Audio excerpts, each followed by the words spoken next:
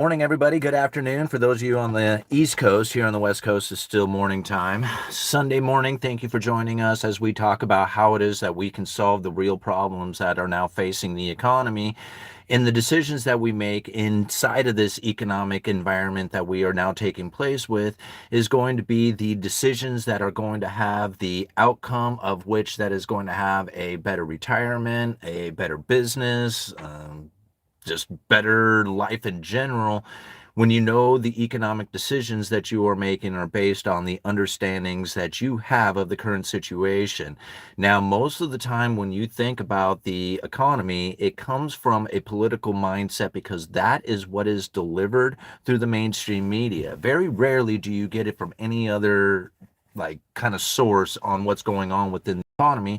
Outside of that is what is delivered through the mainstream media. And this is pretty typical for most people to then internalize as far as the current economic conditions is that of what is being said out there. And it's very difficult to see it any other way. So when it comes to trying to solve the problem, it comes to a political environment. Like, what else can they do to try and create a better environment for you to live in? And this is how most people end up viewing the politics out there. They're saying, well, if we follow these people, they're going to give us a better business environment. If we follow these people, they're going to do more contributions to society, and then everybody is going to be, holding hands and, singing happy songs together. But very rarely do you ever find anybody who says, you're on your own. You're going to have to figure this stuff out for yourself because there's literally nothing that they can do to change the current situation that we are now in.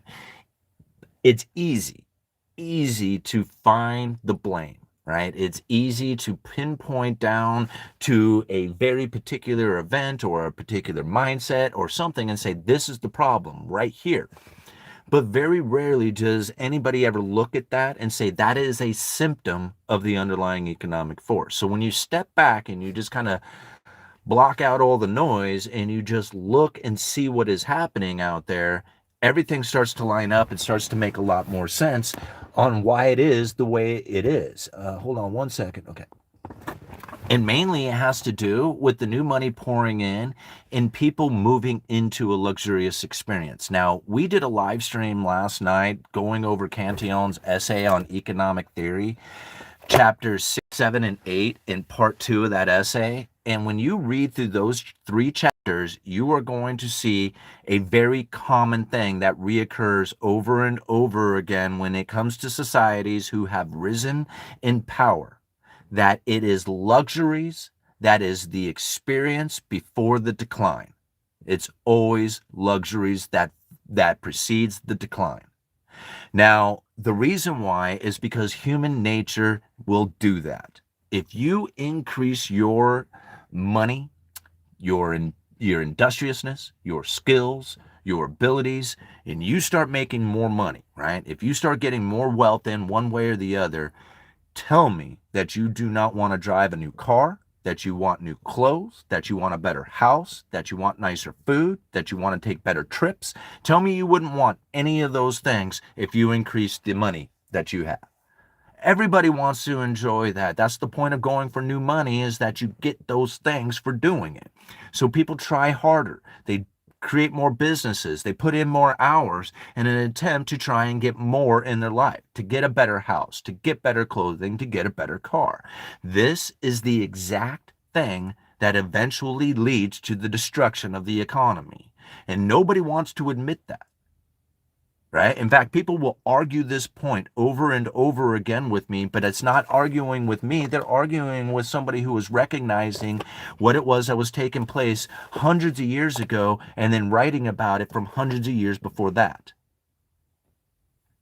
So this is important to understand that it's not necessarily the actions of a political environment as much as it is the actions of the people themselves when they have increased their wealth.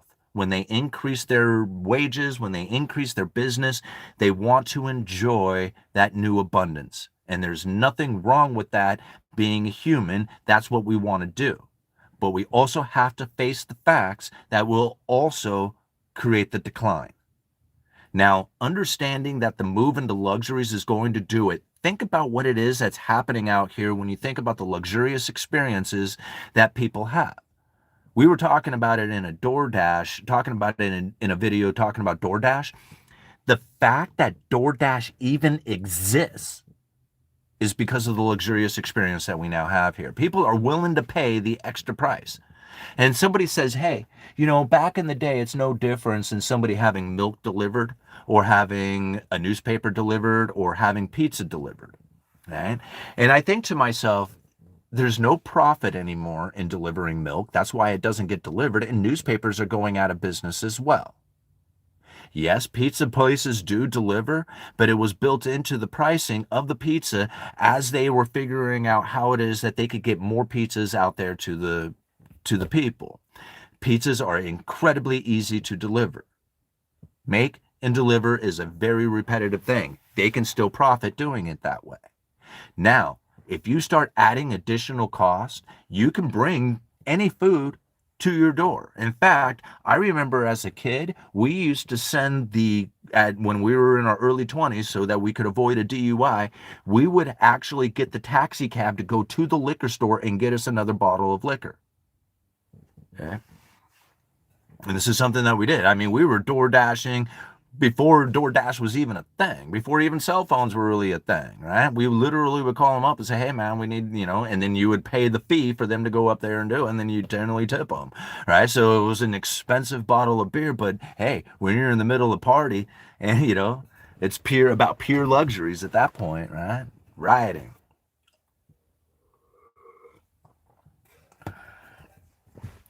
So as the move into luxury continues to take place, and there's very little doubt in my mind, the only way to really fix it is to deny the people the ability to buy into a luxurious experience. How would that happen? That would look terrible. Have you ever seen a boot on the face of humanity? Have you ever heard about that? That's the prevention of the move into a luxurious experience, where the control of everything that is that is taking place, all the commerce, how much you can buy, how much you can sell. Right? This is the move that ends up taking place when they try to control the economy.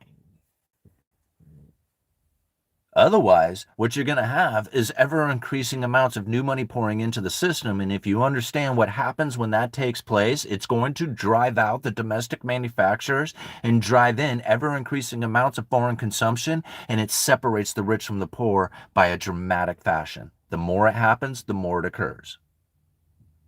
Now, when somebody says, oh, we should be able to come up with a way that doesn't happen, and I'm waiting.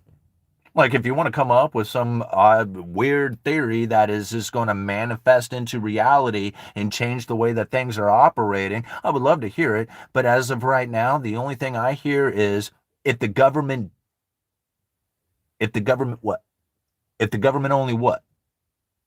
If they only did what? Because every time you ask for the government to do something, you're asking for them to turn on the printing press. And when that printing press fires up, ever increasing amounts of separation between the rich and the poor. There ain't no changing that. There ain't no fixing it.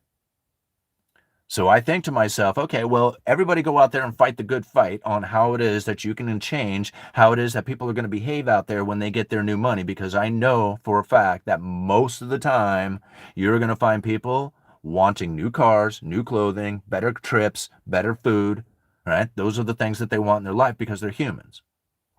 Now, if you can somehow, some way, somewhere be able to hold back on increasing your expenditures, meaning don't dive into the luxurious experience, by the absolute minimum of what it is that is a necessity in your life, and then take that extra money, the money beyond the money you're already making, and then you deploy it towards something that is going to have a return. If you do not do that, then there is no hope. There's no hope. Literally, there's none. There's nothing out there that is going to change anything about anything the way things are going down. And no matter how much you wish and hope and dream and pray that some politician will come in and change it, they won't. They never have. They never will. And even if they did, it would be more traumatic than what you were experiencing now. So it is absolutely, absolutely critical that you then take your expenses to the absolute minimum of necessities. Driving 97 Suburbans, 98 Explorers, 2001 S10s, right? These vehicles, these cheap vehicles, keep me in a flow of money. If I had a new car, I would have new car insurance, I would have new car maintenance, I would have new car payments, I would have new car everything, right? New car fear and anxiety, I would have all that stuff. You know, if I parked this Suburban in the grocery store and somebody backed into it, I may not even notice. That's pretty cool. That's pretty damn valuable to have. I can transport myself and everything safely down the road, and anything that happens to the vehicle itself, as far as the cosmetics go, is meaningless. This is absolutely meaningless. Right? So when I think about what it is that I've done for myself to be able to be in a flow so that I can position myself, I then look around and I think to myself, man, this isn't that hard. It's hard work. It's sacrifice. Isn't exactly fun. That's another thing. People are like, well, how much fun is that? And I was just like, you're right. Driving a new car is fun. Like, I enjoy driving the new car, especially when you first get it. Because after a while, it's just the same old car. And it's not like, I mean, it's still fun, but it's not nearly as fun as when you first got it. And that was fun. When you start looking at what it is that you have in your portfolio as far as a savings and a building of assets, and you see those assets growing over time, and you think to yourself, man, there was a time in my life where I had absolutely nothing, and now I actually have something, and it's something that it might actually be able to provide me with some sort of decency as time goes on. How in the world did this happen? And I look back and I was like, well, I quit drinking. That was a huge one, right? Because that was a big expense and negative energy and everything that comes with it. I then focused on paying off my debts, because that's the greatest investment that you could ever possibly do when it comes to being an investor, is to pay off especially high interest debts like credit cards. So getting those paid off, then understanding that if I was going to be in the flow, that I can't increase my luxurious experience as much as I really want to. If I was to do that, I will miss out on the opportunities of buying into some sort of return on investment, whether it's dividend paying stocks, stocks themselves, bonds, rental properties, education on figuring out a new skill, something out there that I can do to then level myself up. But most of the time, when that experience is to be found, the idea of doing that is set aside for the future, and party time begins, and pleasurable experiences are found and wasted. Right? This is solving the real problem. The real problem doesn't come from some politician who says, well, here, let me show you the best idea in the world, as you sink further and further away into the abyss. There's no problem solving capabilities that come from those people. They do not do that. Right? The problem solving capabilities come from you and your understanding of it. If you understand the flow of money and how it separates the rich from the poor, it becomes very easy to understand how it is that you can position yourself so that you do not miss it, so that you do not sink ever further away. Anytime you ever hear somebody complain about the wages and that if they only paid a fair wage, just ignore those people and move on, because they're not in the mindset of being able to put themselves on the upper side of the wedge. They literally are not. Like, don't get me wrong, they're great people.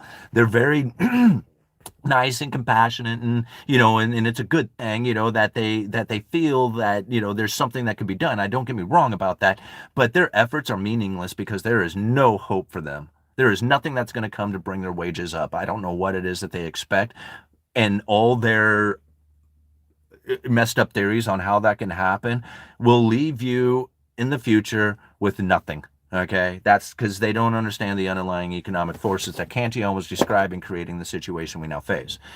Knowing that the wages that you are going to get into the future are going to buy less and less and less of a standard of living, right? I don't care how good of a job it is today, in the future, it will buy less. Right? That is the unfortunate circumstances of being an American now. All right.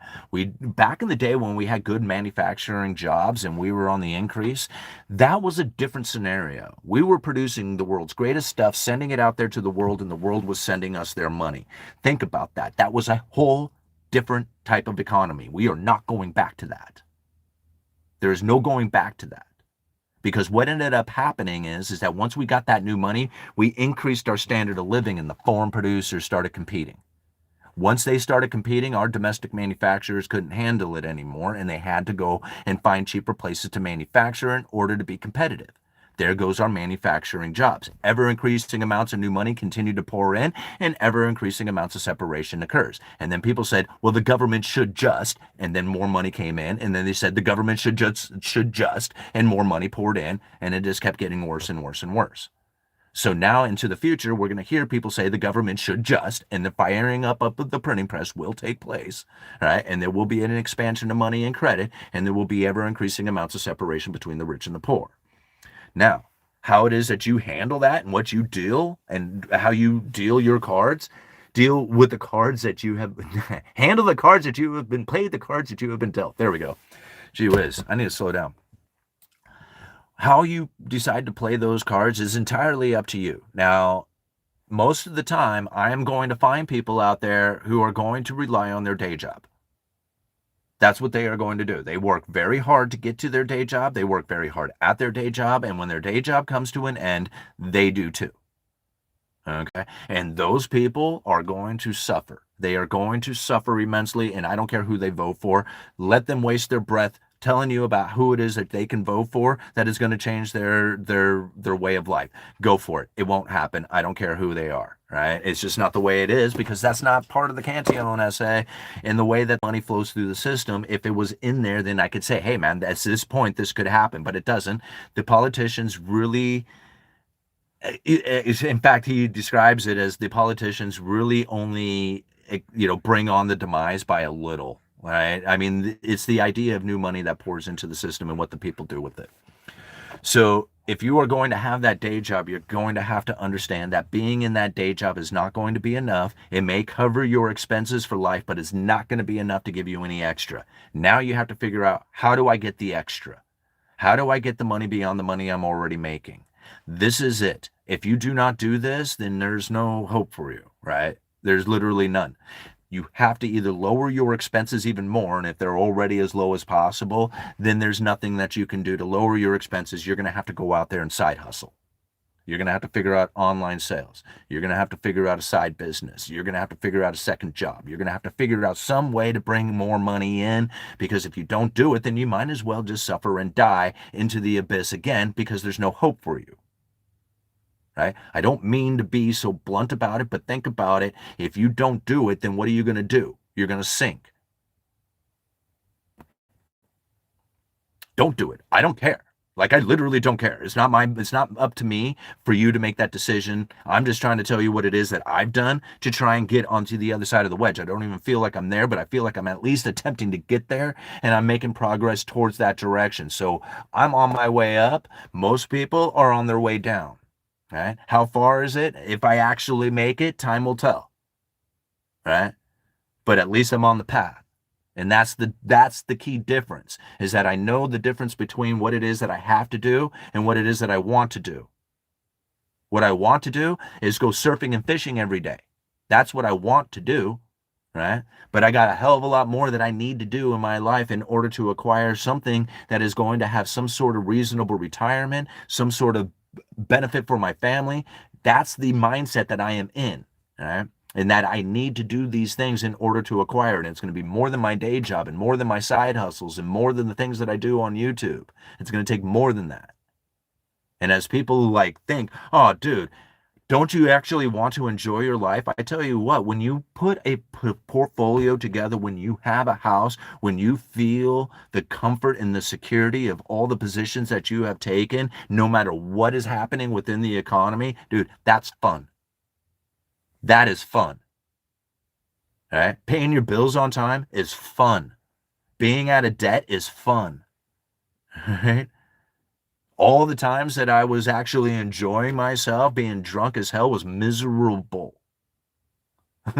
Right? So when people say, don't you want to have any fun? I am having fun. Right? This is fun. Let's read some comments real quick. We're 19 minutes into this live stream. Jesus, feels like I've been talking an hour. All right. Maybe that I would be what it takes. In Japan, families live like 6 to 8 deep together. All right. 20 fun. It's not pleasure seeking, it's maintenance of joy. Fiat is the problem. It's not really. It's your understanding of the monetary system. Because even if you were in a gold standard, most people will be suffering through business cycles of increase and decrease of wealth that would then be very devastating for a lot of people out there. And not knowing how to deal with those cycles, we had found that in this nation, trying to smooth that out was the benefit of the majority of the people out there. And I'm not trying to defend the Federal Reserve, but people begged for it. They begged for it. They literally begged for it. So this is what they get. And now, if you don't understand why it happened or how it's going down, then yeah, you would believe that we need to end the fiat currency system, use a whole different system, go on to Bitcoin, use on the gold, and whatever it is, that's fine. I'm cool with it because I understand how these things kind of work, and I'm hoping that I would position myself accordingly for it. But for the majority of the people, they will suffer in pain and misery on account of it. I wouldn't ask for that. All right? I just literally would not ask for that if I were you. Here in this nation, if we were a manufacturing powerhouse, like we produced the world's greatest stuff and sent out more than we import, like we weren't buying the production of a foreign nation, then I would be like, yeah, gold standard it up. Like, let's do it, man. Full tilt, man. Bitcoin and gold together. Let's do it, right? Because we would be manufacturing stuff, sending it out there to the world, and the world would be sending us their money, and we would be able to increase our standard of living on account of it. Instead, what would happen is that our luxurious experience that we would have would deteriorate into nothingness. We would have nothing coming in from foreign production. And if we did, we would export all our money and we would end up in pain and misery within a matter of weeks or months anyway. So, yeah, no. Thank you. I don't want that. I would much rather have this system that I know is taking place, the evil I know, so that I can appropriately place myself within it. Because regardless if it's this system or another one, there's going to be horribleness that comes from both of those things, and how I position myself will be on the upper side of that every time. Right? I'm cool with it. I'm cool with the failure because I'm not going to fail within it. Right? I mean, time will tell, but I at least think that I can deal with the failure in a way that I can profit from it, whether we continue on with this system or it collapses into a gold system or something completely different. I don't care. It doesn't matter to me. Yeah? But that's my understanding of the economic situation. Most people have no idea about anything, and they will be crying their eyes out. All right. At least you could save without having your savings eroded. But you can do that now. You don't need to save in fiat currency. You can save in anything you want. I don't understand. Like, you can be on your own gold standard. You don't need the government to do it. Why would you need the government to do that? You can be 100% on a gold standard all by yourself, and you can give the finger to everybody out there saying, you know what, screw you. I don't need anybody out there. I got my precious metals in my rifle and I'm good. Right? And that's like, you know, when you think about that position, man, that is independence of like absolute the epitome of independence, right? You're not dependent on government, you're not depending on banking, you're not dependent on anybody else out there. You are 100% on your own. You don't need anybody's permission to do that. What are you waiting for? You know? You have expectations that somebody else behave in a way that you find appropriate. Oh, wait a minute here. And that's why you're disappointed and you are feeling the way you are. Is because your expectations are on the external, right? That's what it is. They should be doing it. You don't need them to do anything. You can do it all on your own. All right. I'm down at money was bad for 40 years. All right, you will be wiped out in fiat system. I don't care how informed and philosophical you are. And so Maverick won't play in the game. right? And see, now this is the unfortunateness of it, and this is the mindset that I was in as well when I was about 40 years old, being completely drunk and following the globalist New World Order conspiracy theory mindset, which I was very in tune to, and could prove to everybody out there how it is that you are going to fail if you are going to be in this system. And there was absolute proof of it in my own life at 40 years old, as I was completely failing in every way, mentally, financially, even physically, through everything, right? It was all deteriorating, and I was 100% focused on the deterioration of this globalist system and the New World Order. Yep, it was destroying this human. I wiped myself clean of that stuff, and I'm like, you know what? I'm not paying attention to anything for a while. And when I came back, I said, that's it. I'm only following the money. If it is not tracking the money, I don't care. It isn't that anything else that happens isn't that important. I've already studied up on all that stuff. There's nothing I can do to change it, but I can certainly change the way that I handle myself with that money, how it is that I position myself with the wealth. Now, here it is 9 years later, and I have $100,000 in equity in my house. I have a $100,000 stock portfolio. I have the ability to pay my bills on time, which is something that I absolutely never had. And people say that you cannot do right now. And here it is, living proof. Right? I'm not trying to brag it up. I'm just saying that it's a bit. Think about this. If there is a capability of it happening, figure it out. I did. Right? Time will tell if I actually pull it off or not, but at least I'm on the direction in which I feel that I can. Before, I didn't feel that. I didn't feel like I could do it. I didn't feel like there was any hope. You know? And it's literally on you to make that switch, to give it that meaning. If you are in fiat currency, you are going to fail 100%. Okay, see ya. I'm out here playing the game, right? I'm buying into dividend stocks. I'm buying into, real estate. I'm doing the things that I feel that I need to do to try and position myself, because I honestly don't feel that this fiat currency is going to fail anytime soon. They take it into cryptocurrencies. They take it into negative interest rates. They take it into that sort of cashless society. They could play this game for a very long time. And if you don't understand how it is that you can position yourself for the game to continue, and you're hoping and wishing and praying for failure, then you are going to be left behind. Position yourself for failure. I mean, I did. If it fails, I got a little possession, precious metal position. I have a crypto position, maybe. I don't know about cryptos. That's kind of here nor there on that, right? But the precious metals will keep me excluded from that third-party risk. I'm good, man. Let's go. Let's make it happen. Whatever it is, I don't care. All right. People treat equity like it's money in the bank.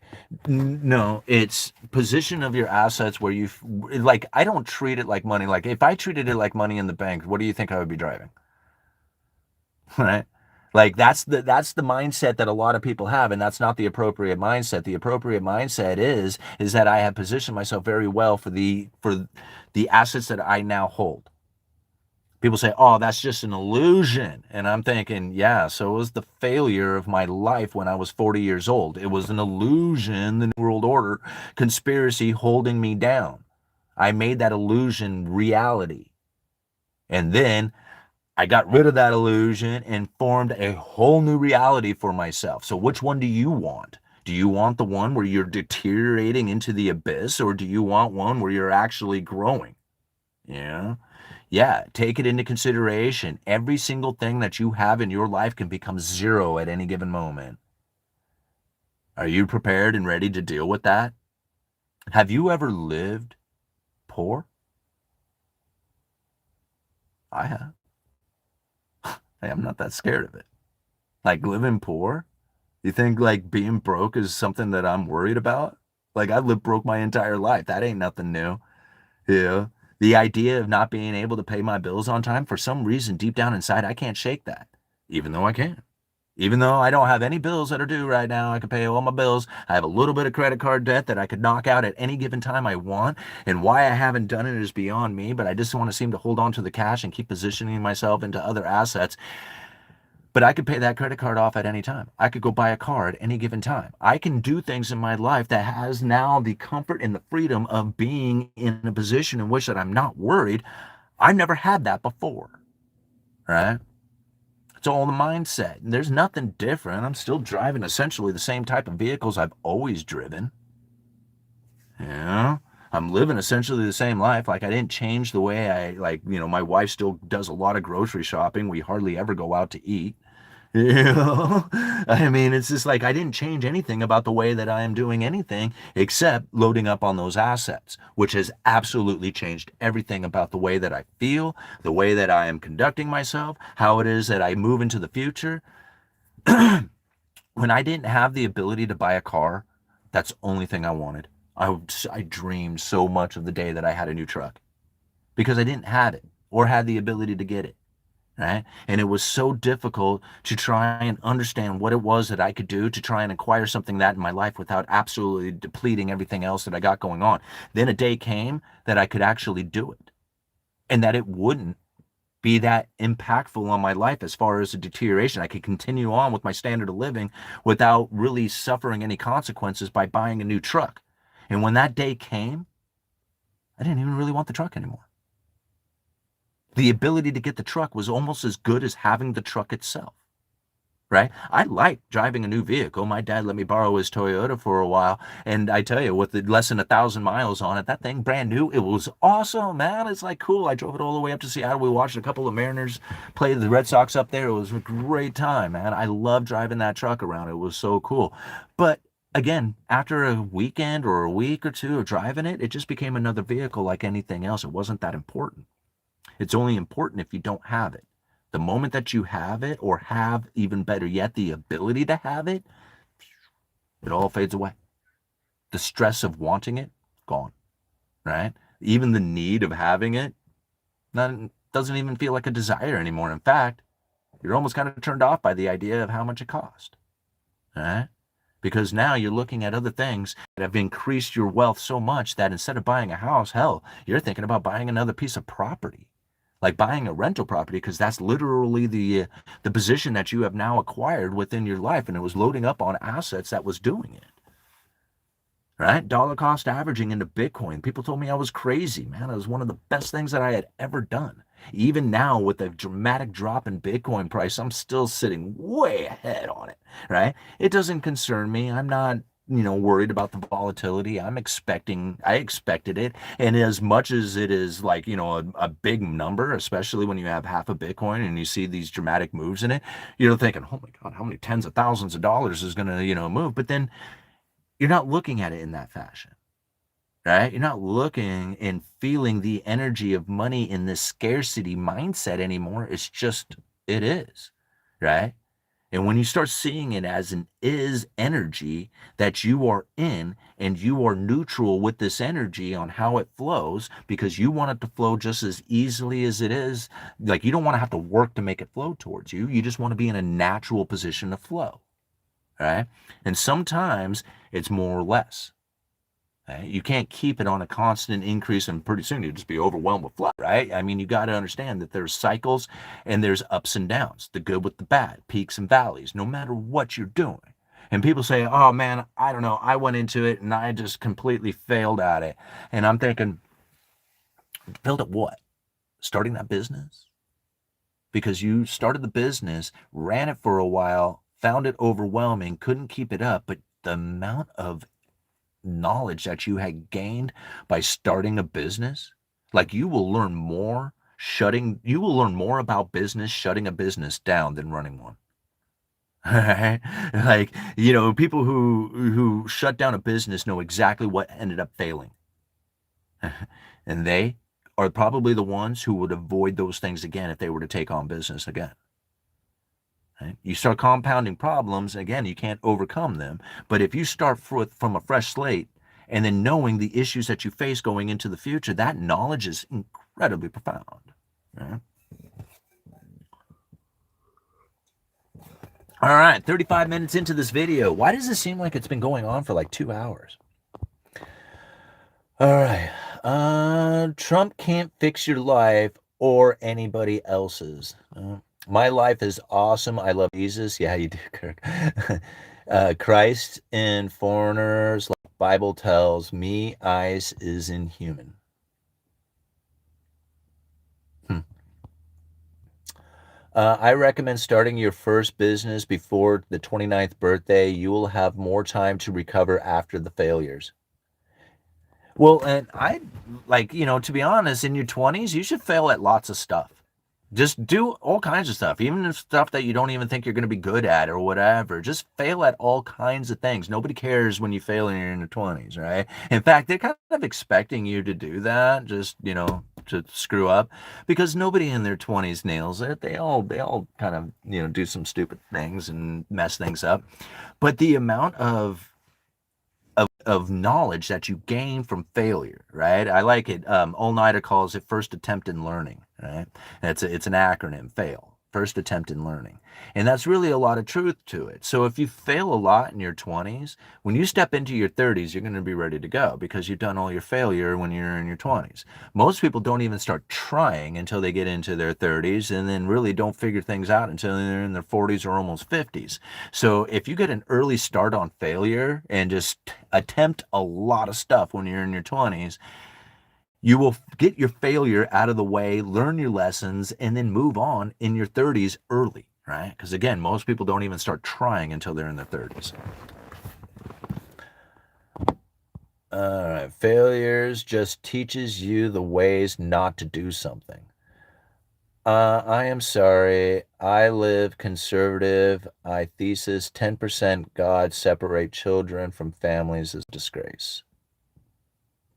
Uh,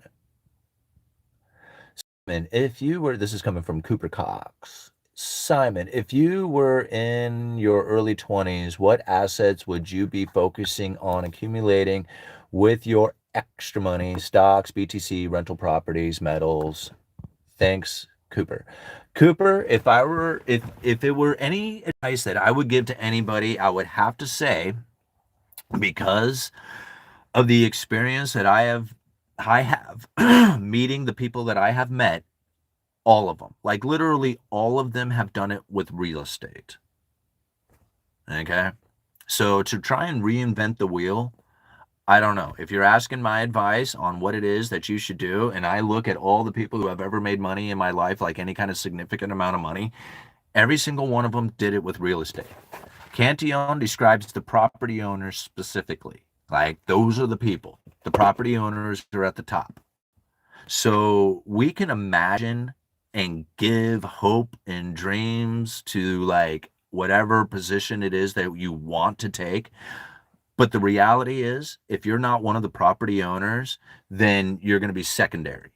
Now, there is another position that Cantillon talks about, and that is the capitalist. Now, the capitalists are the people who invest into that system for a decent rate of return. This is this is the art of investing, right? This is where people who get very creative in understanding how it is that they position their money to get a return on that money. This is very creative. There's some that are very like, normal to the idea. It's just like, okay, you download a E-Trade account and you buy, Amazon or something like that. And then that's as much as they could possibly think of it. But honestly, there are so many ways that you can place your money to get a return that doesn't necessarily have to do with those traditional methods. Like, for example, I met a guy who uh, bought poker machines and put them in these gaming rooms, right? Now, the guy who owned the gaming room rented the machine from the guy and paid a little bit of the take, right? So this guy not only got paid rent on his machine, but then also took a little bit of the money from the poker itself, from the game itself. And I thought to myself, how in the hell does that work? Like, I mean, I didn't even know that was a real thing. Like, you could do it that way. I'm from Oregon. All lotto is state owned and state run. Same with the liquor, right? It's total socialist, state when it comes to like gambling and alcohol. So I didn't understand any of that and how it worked. Right? So, like to me, I didn't even think that that was a real thing. I didn't know anything about stuff like that. But he was describing this is how he makes some money, and it was just like I was impressed by that. Um, Another buddy of mine, well, here's just a quick example. He made a return on his money by lending it to me, right? Like, I was just like, hey, man, I need to borrow some money and I'll give you a 10% return on that money. And, when you think about it, a 10% return is better than you're going to get in just about any savings account anywhere you're at. So he was totally cool with taking it out of his savings, trusting me with it, and then getting that 10% return on his money. So it wasn't a whole lot, but it is a little position that he could take with that little bit of cash that he had that was better than anything else that he had going on at the time. Well, if you find tons of those type of things, maybe not so much of lending money out there, because then you could probably get into some legal issues, but just figuring out ways that you can be in that flow or being able to position your money so that it has a return to it, that capitalistic mentality of how to get a return on my capital investments, this is probably the easiest way to make money, right? The easiest way to deal with the system. Rental properties can be hard, right? You got to deal with renters, you got to deal with maintenance, you got to deal with, contractors, you got to deal with taxes. Oh, you got to deal with taxes anyway. But you got a lot of things that has to go into that rental property ownership or being the property owner. But when you're like the capitalist, you can just sit in a dark room all by yourself, and clicking away on your day trading or doing whatever it is that you're doing with it, trying to figure out a way to get a return on that capital. That's a whole different kind of game, but it's one that can make you rich. I mean, you can do quite well in it, and Cantillon describes the capitalist and the property owners as the only two people who live independently. Everybody else is going to have to work for somebody else. They are reliant on the government, they're reliant on a boss, they're reliant on something else out there. But if you are a capitalist or you are a property owner, you will live independently. All right. Moving on, 162 people watching. If you're liking this video, hit that like button. With 66 people watching, we should have it up over 100. Oh, 162 people watching, we should have it up over 100. There we go. Still want play the game, Monopoly, rest in peace 2030. Yeah, I know. I keep hearing how the whole world's going to end on all these particular dates, When can we can all use Google is being undocumented and silver offense of criminal. Kirk, you don't understand the law. Bury your head back in the Bible. Okay, you guys are arguing. We should be not arguing, but talking about ways that we can actually position ourselves to make the most and best appropriate use of this information. All right.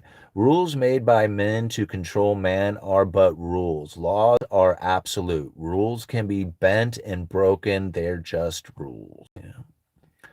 Thanks again, Simon. Great work as always. Well, thank you. Housing Nerd? I love the name. Thank you, Housing Nerd, for being here and, taking in some of the information from a working class point of view when it comes to understanding the underlying economic forces that are playing out. I know for myself that prior to maybe starting this YouTube channel, that I was very much of the belief that there was some way that the system could be manipulated or changed to a way that would benefit the people. As I realized that it's not the manipulation of the system, right, that has taken place, but the understanding of the system in which that they can manipulate their position within it, right? And that, I think, is key to understanding it. People they want their day job to be enough. I want my day job to be enough. Like, I don't necessarily want to have to, I enjoy doing these videos. I really do. And I would probably do them anyway. But to think if my day job was absolutely enough to do everything that I need, think about how enjoyable it would be of an experience to know that your retirement is covered, that your health is covered, that the college tuition is covered, that the vacation is not a burden, that you're able to take your weekends and really enjoy the barbecue and the mowing of the lawn and going off and, going on a road trip or doing whatever it is without having the thought that it's going to deteriorate your experience going into the future. I would love that to be the case. I really would. But it's not. It's just not. And as much as I want it to be, it won't be. As much as I love to listen to politicians say that they can promise to bring that to you, deliver that sort of experience to you, they can't. Why? This guy describes it. This guy describes way beyond any of those things why it is that it ain't going to happen so long as you pour that new money into the system. But he does say that there's things that you can do. People who are industrious, who do not increase their expenditures, will then position themselves to get a secure rate of interest beyond that of their occupation. Those people, they're the ones who start to move up. All right? It's not me who says it. It's Cantillon.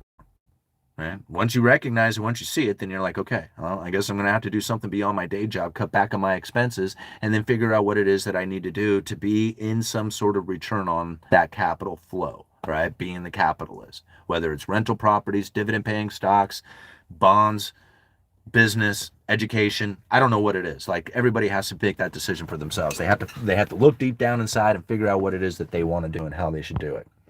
See, even the question like I got earlier, would you put it in stocks? Would you put it in the housing? Where would you put it? And I keep trying to say it over and over again. Yes. Think about that. What would you want to be in? Like, I would love to be in rental properties, but I'm in Clatsop County, Oregon. This Astoria is the 10th most expensive place in the country to live, with populations 10 to 50,000. It's the 10th most expensive place to live in the country. Like, I experience high cost of living. This is the most expensive place. So are there places that have more expense? Yeah. But when it comes to population 10 to 50,000, we're it, man. This is like how this is as expensive as it gets, right? The 10th most expensive place. My experience here told me to rely on my day job, I would have to go. Right? That's what would ended up happening. Now, the conditions right now are slightly better than when I had bought the house, but the time I bought the house, there was no direction for me to go. I had to buy the house or I had to leave the area. That was my two choices. So knowing that is happening in a way that most people will describe as gentrification, really that is a description or a symptom of the Cantillon effect. It's due to the fact that new money poured into the system in such a dramatic fashion. Retirement community is exploding here. The hospital district is absolutely exploding here. The remote workers have left Portland because it's a disgusting pit hole, and they moved out to Astoria because it's a beautiful place, right? So these are the reasons why we are starting to find such a dramatic increase in the cost and standard of living here. And again, it's all about the new money. In the luxurious experience, right, that comes from it. All right. Everything returns to the mean, everything. Yes, because we keep believing the population will keep growing until it declines. It ain't going to happen because you dilute the proof of work. All right. Our financial system relies on perpetual growth, which is unrealistic when yacht sales are up and homes are unattainable. But yeah, but I think that's more of a symptom of the underlying forces. See, like the separation between the rich and the poor have now grown so dramatic that the top 20% are actually increasing their consumption.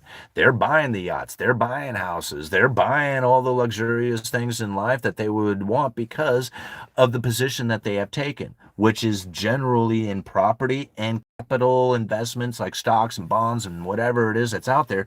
All these assets that they have positioned themselves in is continuing to move away from the average everyday person who has not positioned themselves in that. Back in the day, take it back 50 years ago, if you just go off, graduated high school and went and got a job, just about any job anywhere doing anything, like anything reasonable, right? Especially if it was in the manufacturing, that job was enough. It was enough to provide for everything that you would need throughout your life. Now that wage has now moved down the line. There is no bringing that back. The wages will not keep up. It will only deteriorate into the future. Now, people who took their wages and positioned themselves into those assets, they have moved on up the line. Right? This is for the major divide. When people say, man, we need to do something about it, what are you going to do? What is it you're going to possibly do? Deny those people? Like, Am I going to really honestly say, hey, man, I bought this house, but I probably shouldn't have bought the house. Instead, what I should have done is moved into a junky little one-bedroom apartment, moved my family into that one-bedroom apartment, then put my necessities even less than what they are, considering buying the house, and then taking that money and giving it to somebody else, that extra money. Like, deteriorate my experience here with buying a house and then taking whatever it is that I would get extra beyond that of the necessity of having this house, but moving into an apartment, and then giving that money away. Like, literally consciously doing that. Who in their right mind would do that? Nobody. Absolutely nobody. Nobody. Nobody's going to do that. Okay. So now understanding that when the rich have positioned themselves into the assets that they do, and then somebody comes up and says, we need to do something about them having all this, right? And I'm thinking, yeah, what are you going to do? Right? You're going to take it from them for yourself? Huh. Interesting. I wonder how that's going to look going into the future. See, you think about it right now, I'm watching people protest the police, and I'm thinking the police aren't there to protect the rich. So people seem to think that, but that's not the case. See, the rich can buy their own private police. They don't need your police system. You need your police system. If you didn't have that police system, there ain't going to be nobody to call. The rich will have people to call. They can call hired guns. They can hire their own private mercenary army. You are relying on the police force, and you hate them. Interesting. Well, yeah, I can see how that's going to go. It's not. I love the game that people seem to think is being played as if they don't have their own decision to make within it. Right? Like, they don't have a decision that they can make that will put them in a position in which that they will have the protection, that they will have the abilities, they will have the abundance. What they look at is something that says, hey, we should be fair. It should be equal. And I'm thinking, in history, has there ever been that?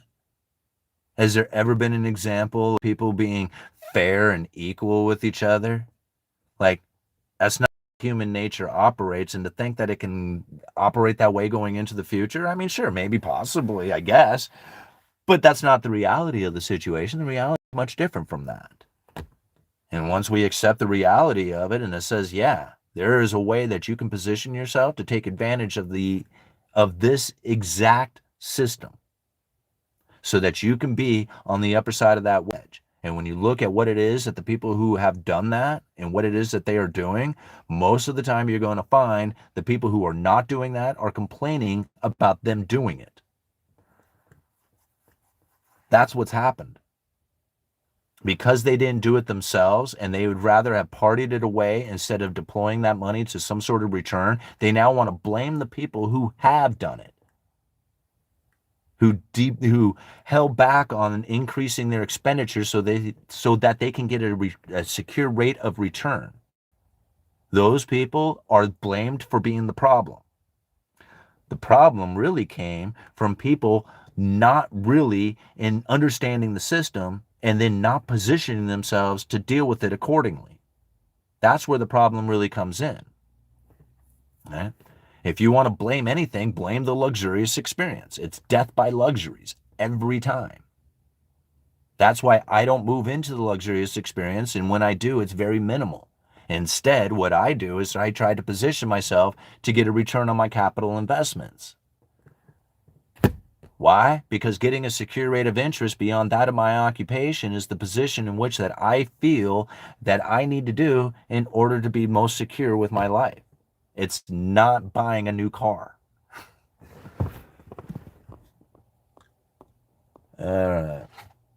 Financial wealth is a zero-sum game. If everybody is rich, nobody is rich. We are quickly approaching the point of collapse for the status quo.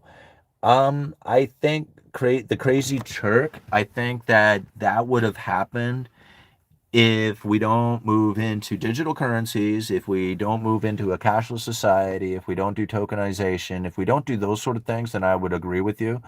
But unfortunately, I think we are moving into a cashless society. I think we are moving to digital currencies. I think we are moving towards negative interest rates at some point in the future.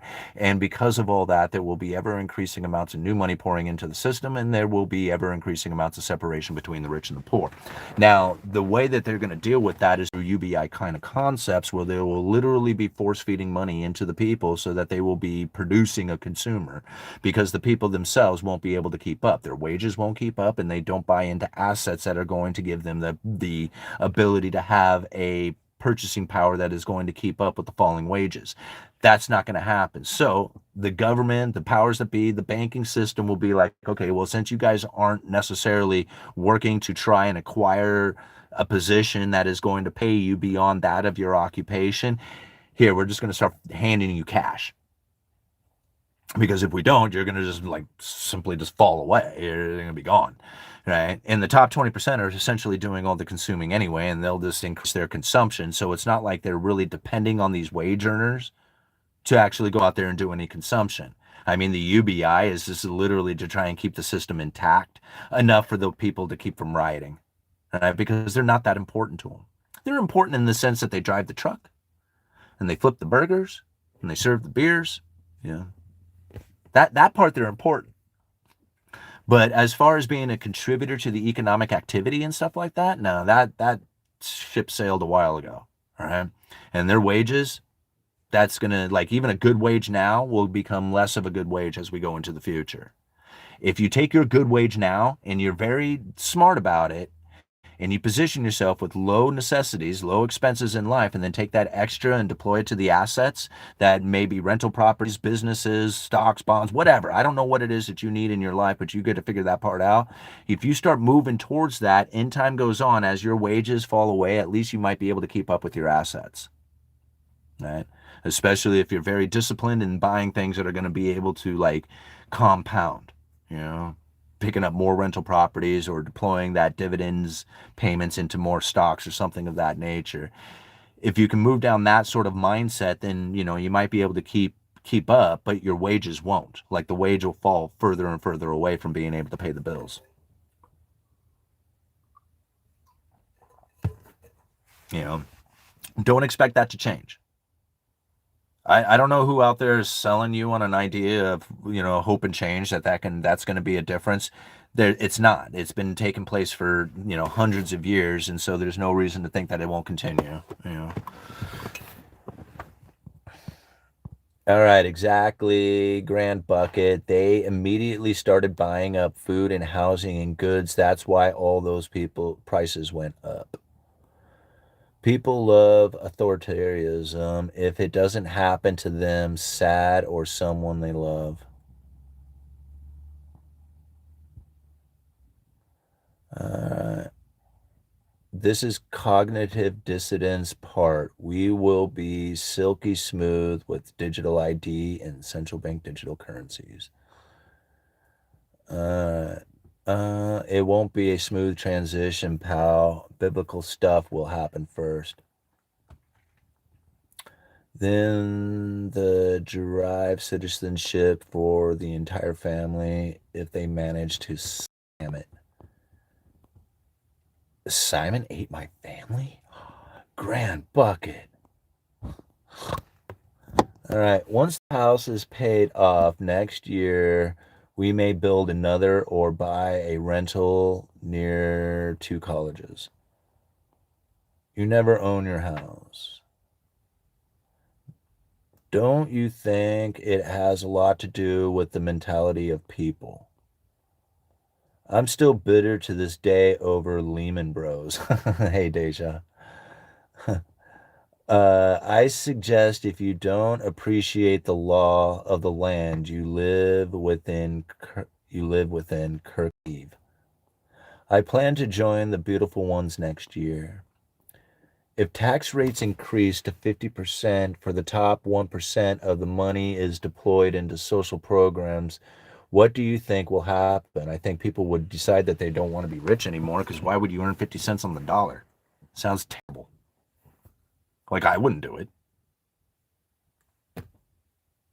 You know, like, I wouldn't do it. And it would be like, okay, at what tax bracket do I get charged 50%? Because then I'd stop. At that point, I'm done. I'm not going to work for 50 cents on the dollar. I don't care how much money it is. See, I want to work for 100% of the dollar, and I will deploy that money as I see fit. I don't want the government to take it and then go and hand it out to somebody and then do it so inefficiently that it creates massive problems. All right? No, thank you. I'm not into it. All right? So, yeah, whenever it gets to 50%, then I'm out. I bounce. I'm not any harder for it. I don't even want, like, why would I do that? I don't understand. You know? I would hire tons and tons of people to work companies and businesses and everything else that I got going on. But the moment that you tell me that all that effort and time and energy, I'm only going to get 50% on, then I'm going to tell everybody, I'm sorry, I'm laying you all off until next year, and then I'll see you again. So, unfortunate for you, I'm not going to continue business because I just don't want to make 50 cents on the dollar. That doesn't do it for me. I don't care how much money I make. Okay? I will earn all of it, take it all for myself, and then I will redeploy that as I see fit. Is that a problem? You know? Because you're not going to fix it. The government can't fix the problem. They're not going to. Here's the problem. Homelessness in Portland is out of control. Do you understand? Hundreds of millions of dollars was deployed into solving the homeless issue, and it got worse. There's literally nothing government can do. They might be able to ease the pain for an individual out there, and you like be able to, well, look at my case in point right here. This one person who did wonderful from the government, from the government's efforts, and I'm thinking, yeah, why don't you just go and walk around the streets of Portland and look at the hundreds of millions of dollars that was wasted with absolutely zero results. Zero results. In fact, it got worse. And it's a negative results. Right? Government cannot do anything. They cannot help you in any way, shape, or form. Right? In fact, the more that they are involved in your life, the worse it gets.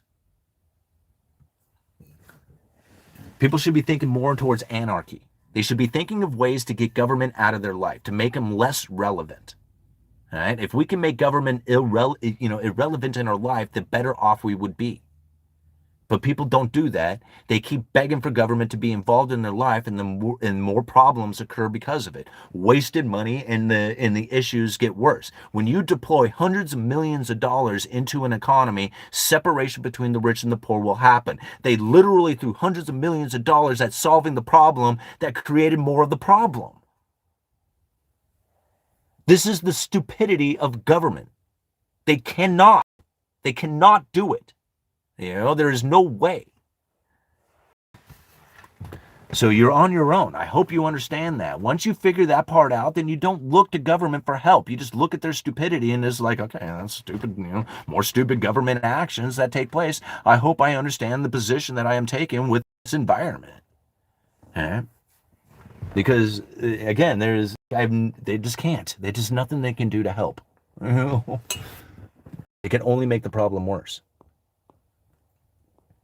Our goal is to thrive regardless of who is in office or what man-made or natural calamities ensue. Everything is man-made. Exactly, 100%. That's the way it was meant to be. Minimum government. Ignoring government does not make them go away. No, you're right. It doesn't make them go away. Making them irrelevant does. There's a difference inside of that. All right? See, here's the thing. Somebody says, man, are you truly anarchist? And I said, yeah. No, I'm truly 100%. Get government 100% out of our lives. Absolutely. Right? And they're like, you don't compromise? No, I don't compromise on that. I want them 100% out of my life in every way, shape, or form. I have no other choice but to get a driver's license. I have no other choice but to pay taxes. Otherwise, they come in and with men and guns and they'll take everything I got. So yeah, if I could get that out of my life, I would do it. Absolutely. 100%. Now, I also understand that there is going to be government. Now, when somebody says, hey, why don't you compromise? And it's like, doesn't compromise mean somewhere in the middle? Like if you wanted 100% government and I wanted 100% anarchy, would we not find somewhere in the middle? Right? Like we're compromising. I mean, I'm trying to compromise with you. If you want all this government and I want no government whatsoever, we should find something in the middle. So yeah, I'm 100% anarchist. I want no government involvement in my life whatsoever. If I take that position, and many people would, then what we would have is somewhere compromising in the middle from people who want a lot of government. Right? This is the unfortunateness of where we have now moved to, because this two left-right paradigm, this two-party system was one of the same. Big government, regardless of which party you're in.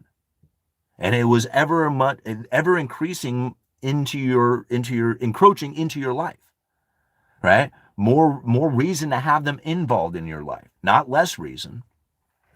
And so again, as I think about it, it was just like, if we're going to compromise on having something here that needs to be fixed, that is not having this big government rule, then you have to have anarchy. You have to have it. And I'm not talking about blowing up buildings and this bullshit that they're doing in Portland and calling those people anarchists. I'm talking about the real. Get those people out of your life, anarchists, saying, I just don't want government involvement and I'm going to do things in my life that literally makes them irrelevant. There's a difference to that. There is a peaceful mechanism that takes place within that.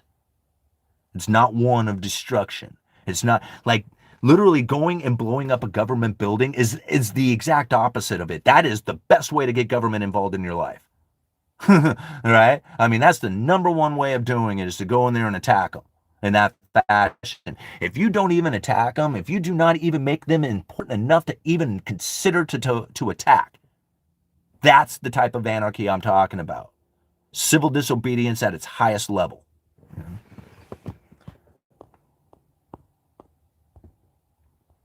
All right. You do understand the border is not closed. All right. Well, that's what happens when we stopped doing capitalism and decided to start doing socialism. Well, I don't know when you think that happened, but I'm not sure how many hundreds of years ago that we have to look back to find the events that would start to occur, but capitalism hasn't existed in this country for a very long time. Immigrant truck drivers killing entire families because they can't read highway signs. Did that happen once or something? All right. We knew we could trust the central planners, but that's what we accepted. We knew we could not trust it. Menanko 64 is live in 30 minutes. Oh, right on. Menanko 64, he does a great job. He did a great interview with Judy Shelton the other day, and I love, like, Judy Shelton is a great Fed official, because she's one of the few who is actually thinking about is that you can bring a gold standard, or at least a gold component to the monetary system. I don't know if I necessarily trust it, just because of my understanding of where we are inside of, like, not being the manufacturer, and being on gold is a very difficult thing to then try and maintain. But I think it's a very interesting concept, and it's definitely good for the conversation, and it was a great interview. So, I definitely encourage everybody to go check that one out. Yeah. All right.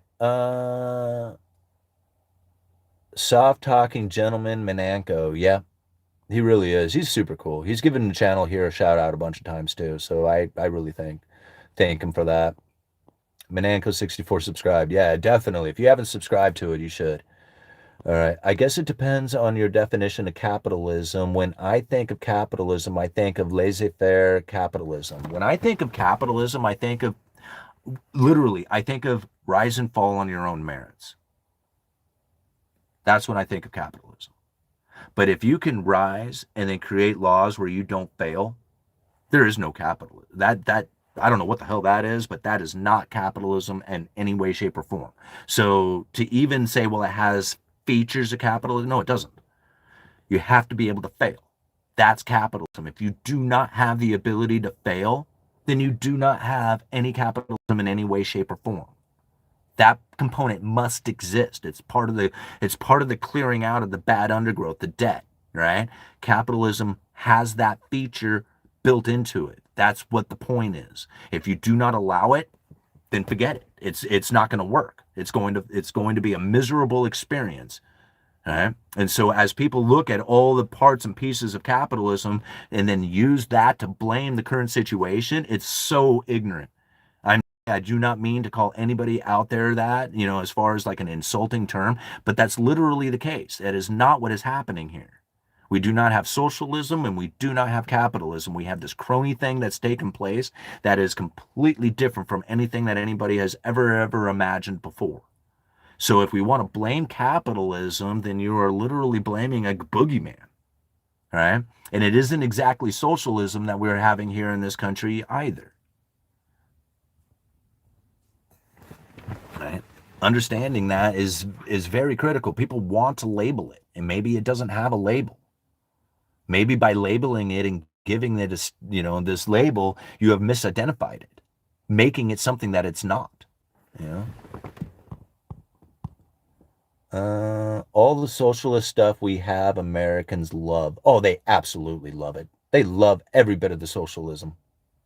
Capitalism is hard, really hard. Many will fail. Many people don't understand that. Yeah, you're right. You're absolutely right. Many people will fail.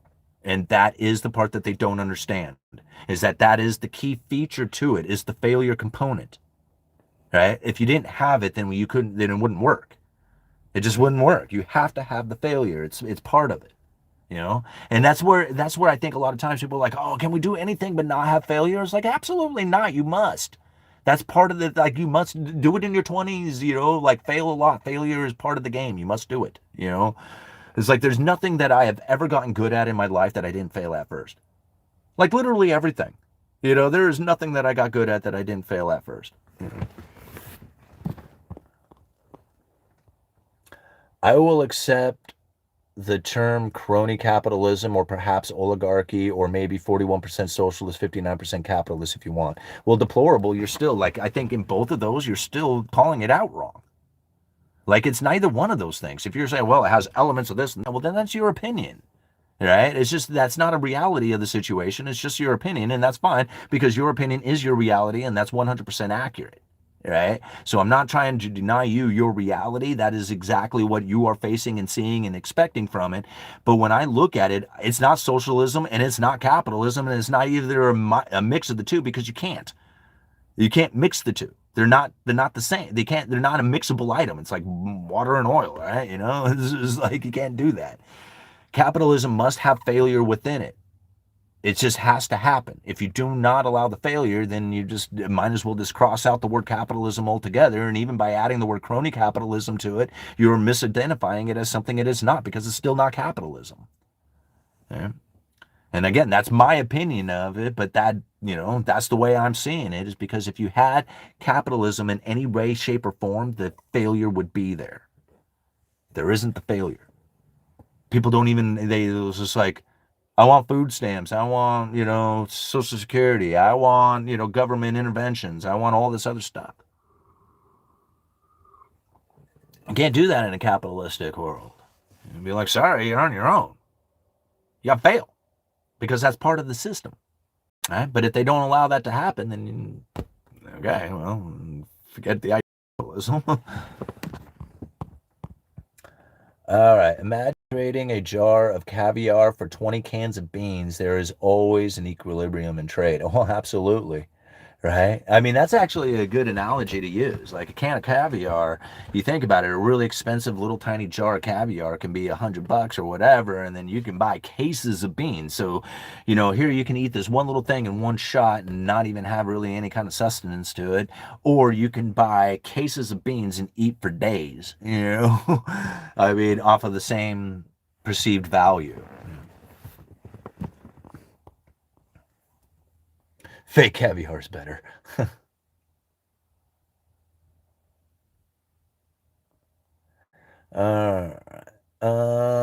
The way you get huge profit and no expense. Kick out the poorest, paid employment equals inflation. It's kind of funny that you bring that up. Kick out the poorest.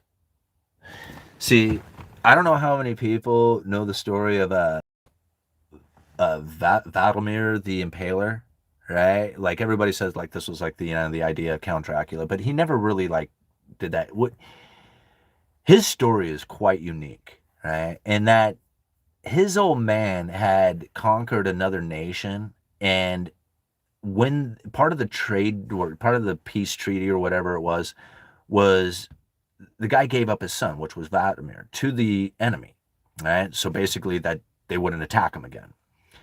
And so his son was raised basically by the enemy, yeah. And then when he returned home, he came back to find this huge disparity between the rich and the poor, right? So there was this massive like class of rich people, and then all these worthless eaters down below.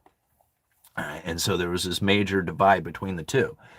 And not knowing how to deal with this massive abundance of poor people, he decided that, okay, listen, we're going to get together and we're going to figure this thing out. We're going to solve the problem, right?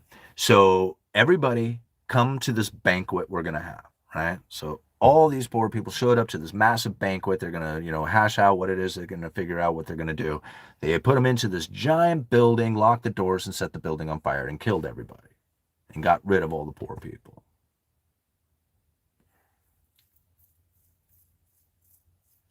Kind of crazy, right?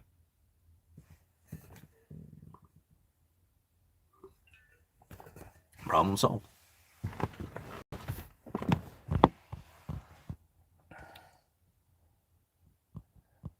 Vlad, serious anger issues. Yeah. One day, Kirk, you will realize maybe when you get to heaven that what you're talking about have been impoverishing my American citizens. Now, I think the people have impoverished themselves by not understanding what it is that they should have been doing.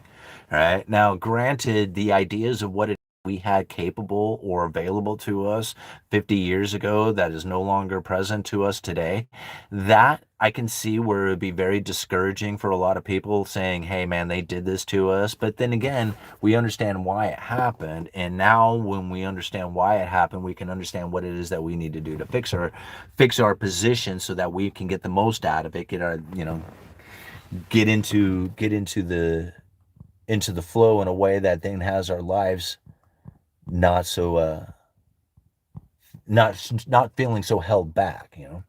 Since the beginning of time, things were unfair, and no one guy had a better cave than the other guy. Okay, who is going to serve the rich people then? Disagree. More people off the books competing for jobs reduces wages. The info at our fingertips is incredible these days. What we can learn is spoon fed to us. Yeah. Kanye was right. Kanye. Never heard of her. I don't know who you're talking about. All right. Even Can Cancun is that supposed to be Cantillon? What is it? Cancun speaks about the immigration and what that does to the economy. Well, when um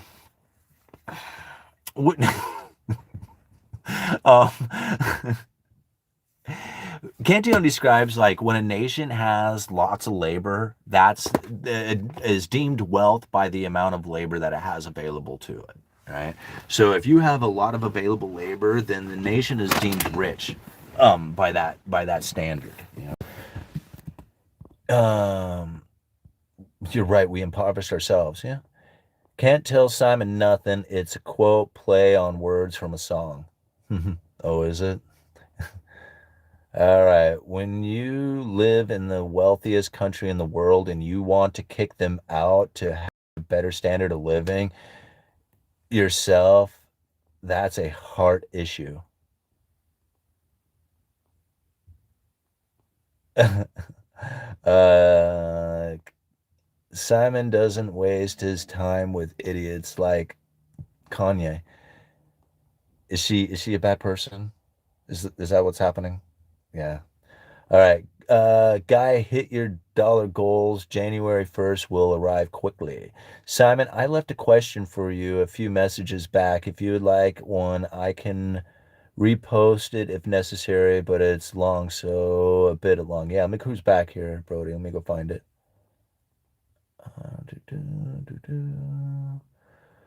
Wow, it's way back there, isn't it?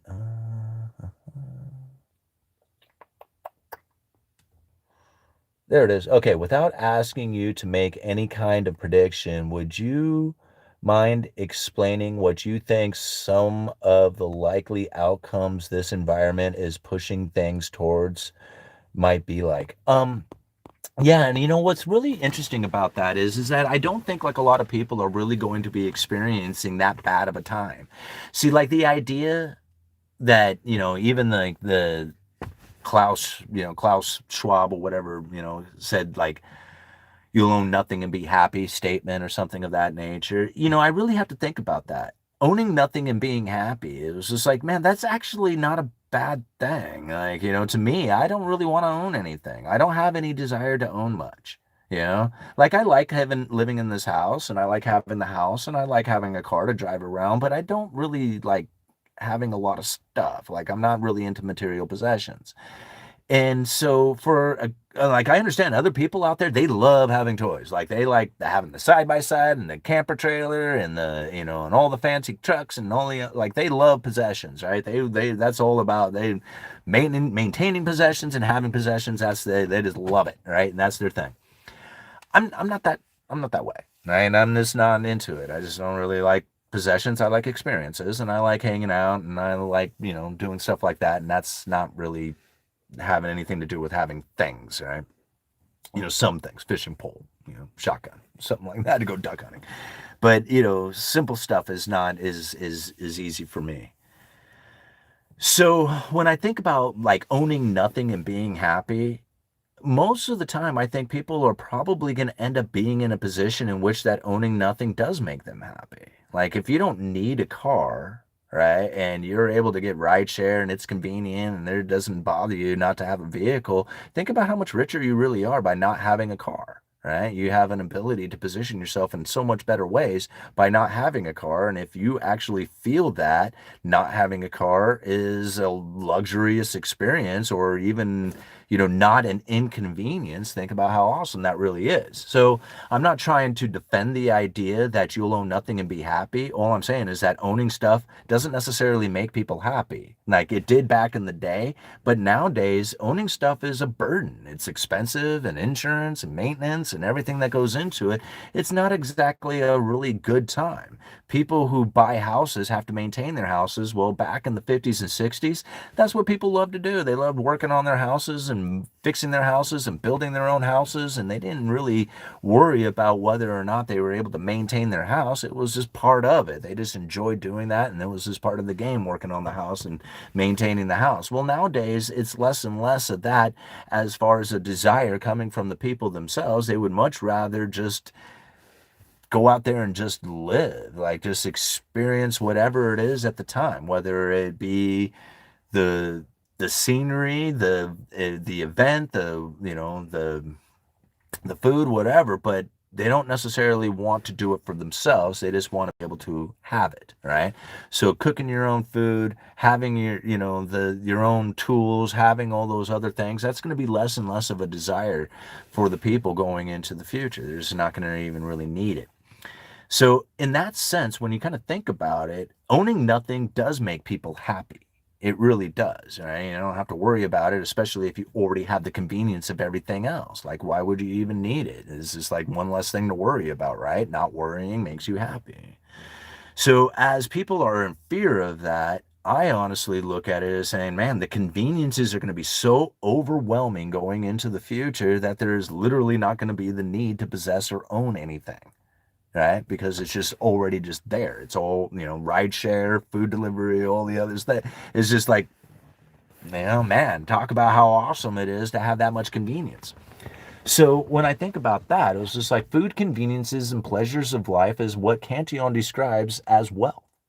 That's how wealthy of a nation we really are when the majority of the people have that experience. Food, conveniences, and pleasures of life. Food, that's pretty easy in this country. Like, though I know a lot of people go hungry, but, for the most part, there's a lot of food in this nation.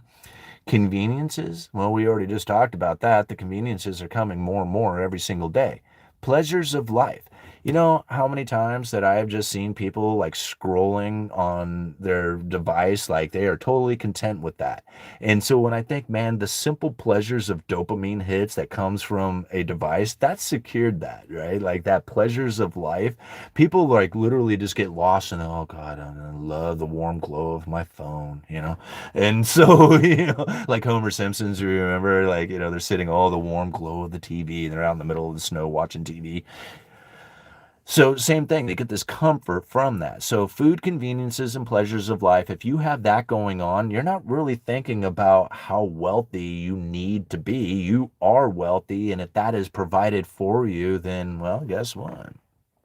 You'll own nothing and be happy. Yeah. That's what I kind of see going into the future. You can't, it's going to be too difficult to be, it's going to be too expensive and too hard and too inconvenient to be rich. That's kind of weird to think, right?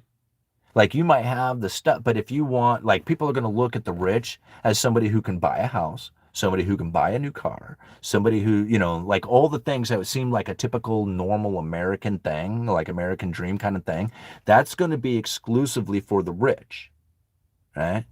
And it's going to be very annoying and costly and maintaining it and trying to do all that other stuff. And the people who are not doing that are going to have all the conveniences, food and pleasures of life, and they don't have to own or maintain anything. Right? They won't have anything, right? They won't be rich, but that's okay. They won't need it. The rich, they're going to have to suffer the burden of maintaining, insuring, trying to, keep up on it all. That's going to be very burdensome. And the people at the bottom just won't be able to take on that burden anyway, right? So all you have to do to get food stamps is check the right boxes, and day you have less $500 in the bank, you will have them the same day. Simon, thank you very much for that. However, you missed the first two messages of the question. I was asking specifically about lumber. Oh, sorry, Brody. Let me go back and find it again.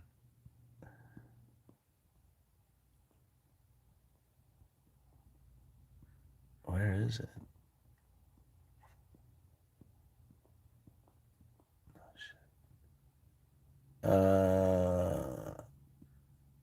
I know you don't like hypotheticals, but I don't really understand the market well enough to infer what the likely outcomes of this will be.